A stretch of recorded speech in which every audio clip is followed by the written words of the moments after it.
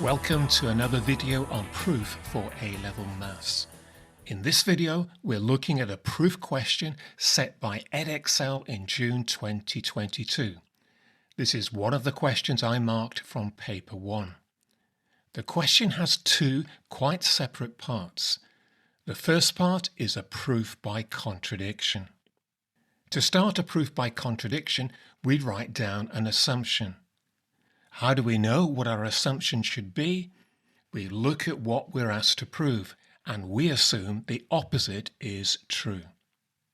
Now, of the 200 or so papers I marked, I would say at least a third of students were not able to write down the correct assumption. And I think the reason was they were sidetracked by the information in the first two lines of the question. We are given two facts. One, P and Q are integers, and two, P times Q is even. We are not asked to prove that PQ is even. It's given. It's a fact. We get our assumption by looking at what we're asked to prove, which is that at least one of P and Q is even. And what's the opposite? That neither P nor Q is even. In other words, they're both odd. That is our assumption. And we can write, assume there are two odd integers, P and Q, such that PQ is even.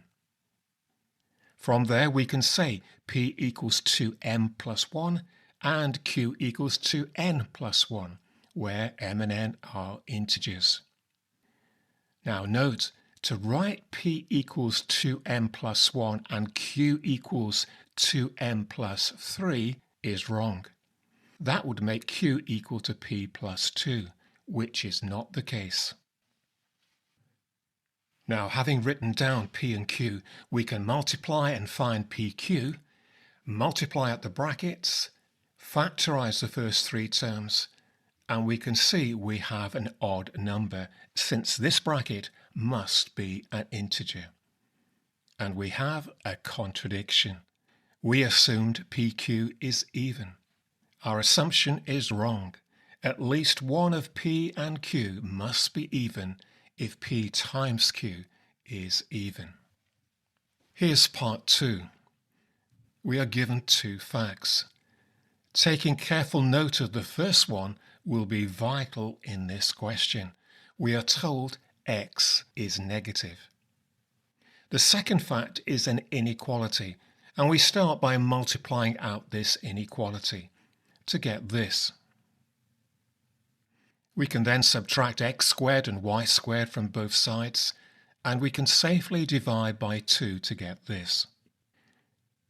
Clearly, we need to divide by x, but this is where the first fact is so important.